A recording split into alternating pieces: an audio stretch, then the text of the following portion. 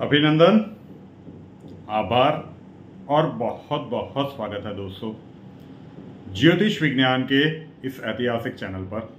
और मैं हूं आप सबका एस्ट्रो दोस्त रुपेन आर शाह। जो भी स्लो मूविंग प्लैनेट्स होते हैं, मतलब न्याय के देवता शनिदेव, देवगुरु बृहस्पति और राहु और केतु देव। शनिदेव हर 2.5 साल के बाद अपनी राशि परिवर्तन करते हैं, अभी कुंभ में चल रहे हैं। उसी प्रकार से देवगुरु बृहस्पति ऑलमोस्ट 1 वर्ष के बाद अपना राशि परिवर्तन करते हैं और राहु और केतु ऑलमोस्ट 18 महीने मतलब 1.5 साल के बाद अपना राशि परिवर्तन करते हैं। अभी राहु गोचर कर रहे हैं मेष राशि में और केतु गोचर कर रहे हैं तुला राशि। तो पिछले 1.5 साल से जितने भी ग्रहण लगे, अभी भी 2 ग्रहण बाकी है अक्टूबर के, वो सारे मेष और तुला के एक्सिस पे लगे। एक सीरीज शुरू की गई है कि ये जो राशि परिवर्तन होगा उसका प्रभाव आपके ऊपर क्या रहेगा। प्रेडिक्शन सबसे पहले लग्न के हिसाब से देखिए, आपका जो भी लग्न हो, मीन लग्न और मीन राशि वालों की आज इस वीडियो में बात करेंगे। मीन लग्न वालों के लिए ये 70% या उससे ज्यादा इंपैक्ट करता हुआ दिखेगा।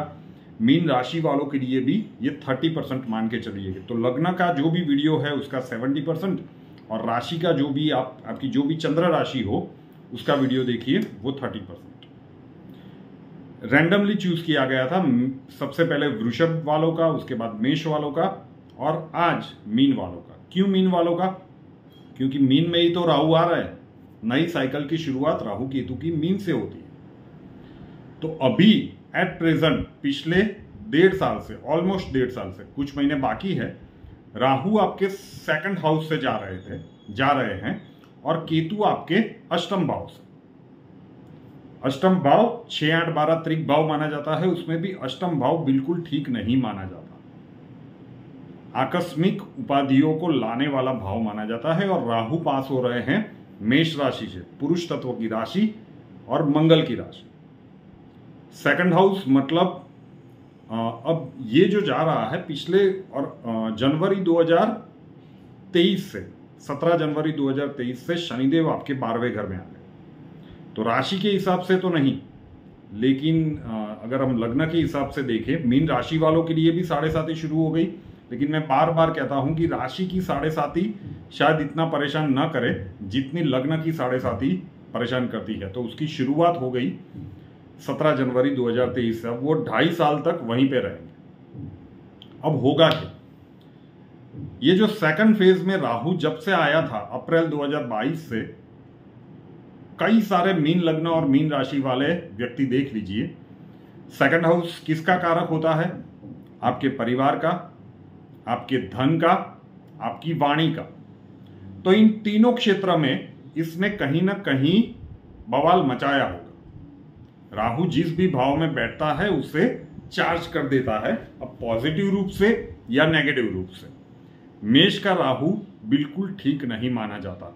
तो हर एक के जन्मांक में जहां जहां पे भी ये राहु बैठा होगा उस क्षेत्र के संबंधित घटनाओं में इसने बवाल काटा होगा, कोई संशय की बात नहीं। जितने भी मीन लग्न मीन राशि वाले होंगे वो बताएंगे नीचे कमेंट्स में कि जो कुछ भी हमने यहां पे कहा उसमें कितना सत्य है। परिवार के सदस्यों के बीच तालमेल में कमी पिछले 1.5 साल में इस राहु ने लाई होगी। तालमेल में कमी तक तो बात ठीक है, कई बार वहां से आर्ग्यूमेंट्स, वहां से वाद विवाद और फिर मतभेद और मनभेद वाली परिस्थितियां भी जो मेष का राहु है 2nd हाउस का, वो कई सारे मीन वालों के जीवन में क्रिएट कर चुका होगा। महादेव करे नहीं किया हो। दूसरा, ये इनकम का भी भाव है। तो जिस प्रकार से आप एफर्ट्स लगा रहे हो और जितना आप डिजर्व करते हो, जितना आप एक्सपेक्ट कर रहे थे कि इतना धन उपार्जन होना चाहिए, उसमें इसने कमी लाई हो। आपने अपने आसपास ऐसे बहुत सारे व्यक्ति देखे होंगे जो आपसे कैलिबर में शायद कम हो, आपसे शायद प्रयत्न भी कम कर रहे थे, लेकिन उनको वो गेन्स मिल गए। चाहे वो मान सम्मान हो, चाहे वो फाइनेंशियल बेनिफिट्स हो, चाहे वो प्रमोशन हो, किसी भी प्रकार से, लेकिन आप रह गए ये करता था सेकंड हाउस का राहु, एक्चुअली अभी भी कर रहा है, 3 महीने अभी भी बाकी है। उसी प्रकार से वाणी, तो ये वाणी संबंधित दोष लगाता था राहु पिछले 16 महीनों से, अभी भी 3 महीने बाकी है। जहां पे जरूरी ना हो वहां पे आपकी वाणी में कर्कशता आ जाती हो, मतलब सामान्यतः मीन लग्न और मीन राशि वाले व्यक्ति कर्कशता वाले व्यक्तित्व वाले स्वभाव वाले व्यक्ति नहीं होते, लेकिन ऑन द स्पॉट रिएक्शन देने के चक्कर में आप पिछले 1.5 साल में बहुत कुछ ऐसा बोल गए होंगे या बहुत कुछ तरीके से आपका वर्तन इस प्रकार से हो गया होगा कि आपके अपनों के साथ ही आपकी दूरियां थोड़ी सी बढ़ गई। तो ये धन संबंधित, ये परिवार संबंधित और ये वाणी संबंधित दोष राहु लगा रहा है पिछले 1.5 सालों से मीन लग्न और मीन राशि वालों के लिए। उसी प्रकार से केतु आपके 8वें घर से जा रहा है तुला में, तो ये 8वां घर एक प्रकार से कहे तो मृत्यु तुल्य कष्ट का कारक माना जाता है। आपके हिडन सीक्रेट्स अचानक से बाहर आ जाए, ये कई सारे लोगों को करवाया होगा। दूसरा, 8वें घर में तुला का केतु आपको बहुत बड़ा, राहु का जो प्रभाव था उसमें एक बहुत बड़ा इल्यूजन क्रिएट करवा रहा होगा। किस प्रकार से?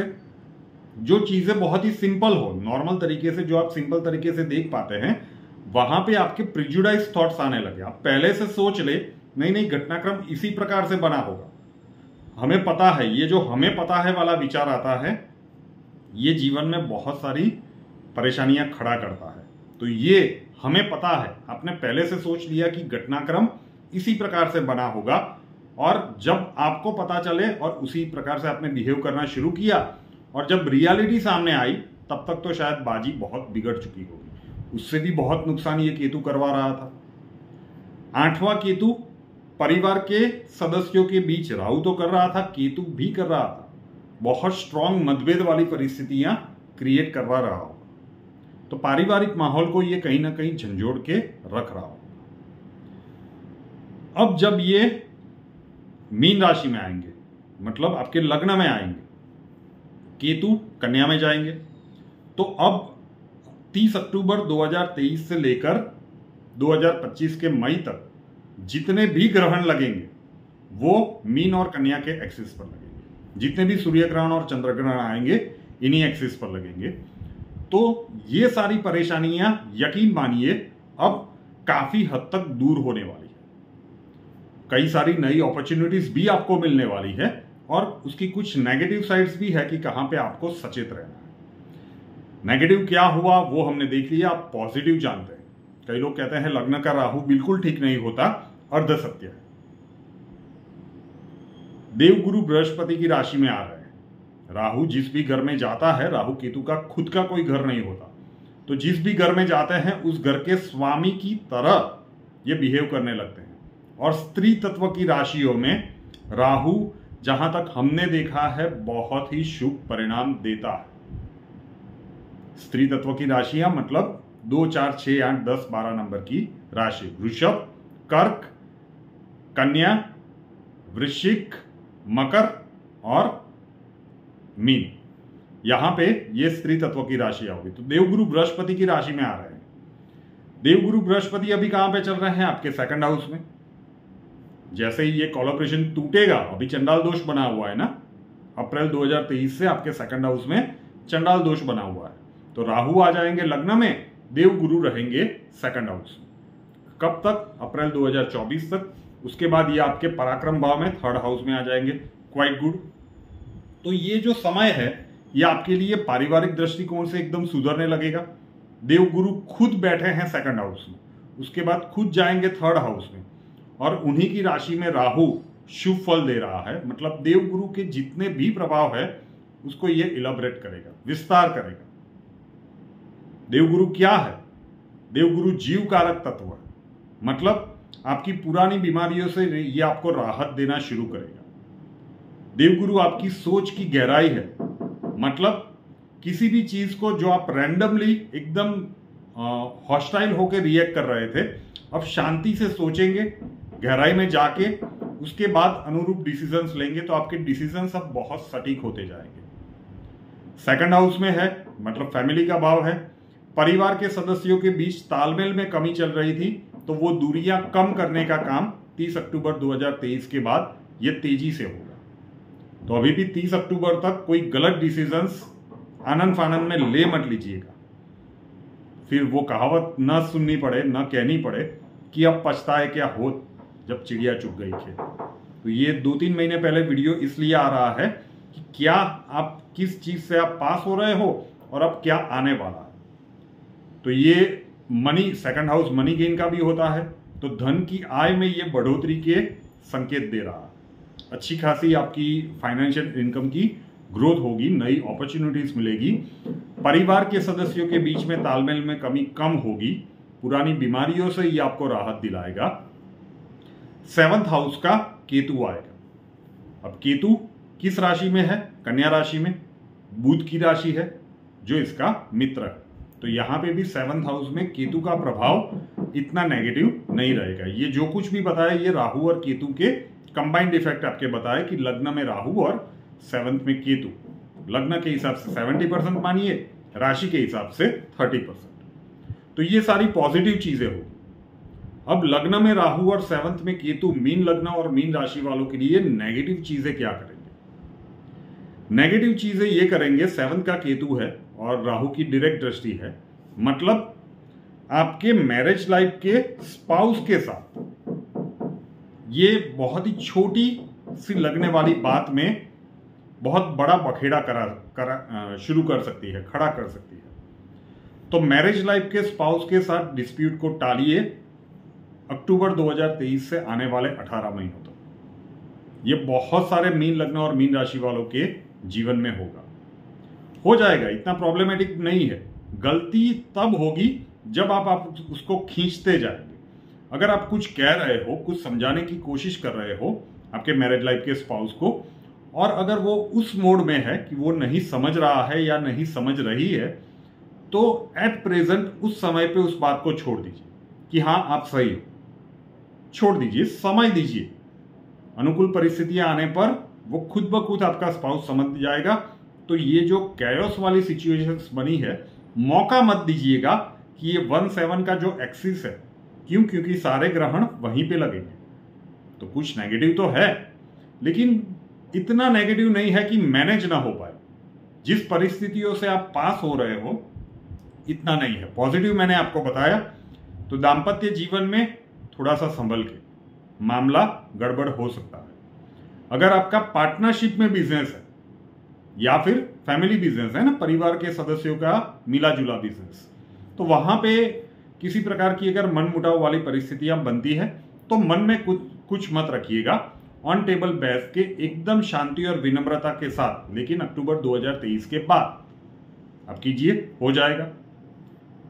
ये रिजल्ट्स और भी अच्छे होते अगर शनि आपके 12वें घर से न जा रहे। मैंने पहले भी कहा कि 7.5 की शुरुआत हो गई है, तो देवगुरु एक्सीलेंस रिजल्ट दे रहे हैं।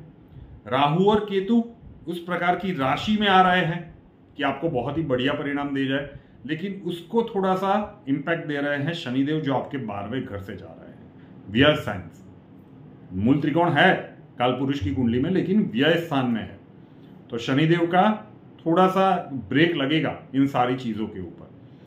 मैनेजेबल रहेगा, पॉजिटिव ज्यादा है। लग्न का राहु है तो ये बिल्कुल घबराने की बात नहीं है। यस, जब भी ग्रहण लगने वाला हो उस समय के दौरान थोड़ा सा सचेत रहिए, क्योंकि 18 महीने अब जितने भी ग्रहण लगेंगे अक्टूबर 2023 के बाद से, अभी आखिरी 2 ग्रहण मेष और तुला में लगने वाले हैं, उसके बाद जितने भी ग्रहण लगेंगे वो मीन और कन्या के एक्सिस पर ही लगेंगे। ओवरऑल देखिए तो जिस परिस्थितियों से आप पास हो रहे हो, अपॉर्चुनिटीज बहुत ज्यादा है और रिस्क वाले सेक्टर्स बहुत कम है और मैनेजेबल है। बस एग्रेशन उस नेगेटिव क्षेत्र में मत दिखाइएगा। आपके जितने भी अपने हैं उनको ये वीडियो शेयर कीजिए और आपके जितने भी सोशल मीडिया के माध्यम है वहां पे इसे शेयर कीजिए। रुपेनार शाह नाम के इस यूट्यूब चैनल को अभी तक सब्सक्राइब नहीं किया है तो कर लीजिए, साथ वाला बेल आइकन दबा दीजिए और उसके बाद 3 ऑप्शंस आएंगे, ऑल के ऊपर क्लिक कर दीजिए ताकि हर नए वीडियो की नोटिफिकेशन आपको सबसे पहले मिलती रहे। और हमसे अगर लाइफ के किसी प्रॉब्लम के लिए सॉल्यूशन चाहते हैं, स्वागत है आपका। व्हाट्सएप नंबर थंबनेल में दिया हुआ है। कॉल मत कीजिएगा, कॉल्स हम नहीं ले पाएंगे। अपना नाम, बर्थ डिटेल्स और प्रॉब्लम्स डिटेल्स के साथ व्हाट्सएप नंबर के ऊपर लिख दीजिए। अक्षय जी आपको वहां पे मिलेंगे, प्रोसीजर वहां पे समझा दिया जाएगा। नए वीडियो के साथ फिर मिलेंगे। जय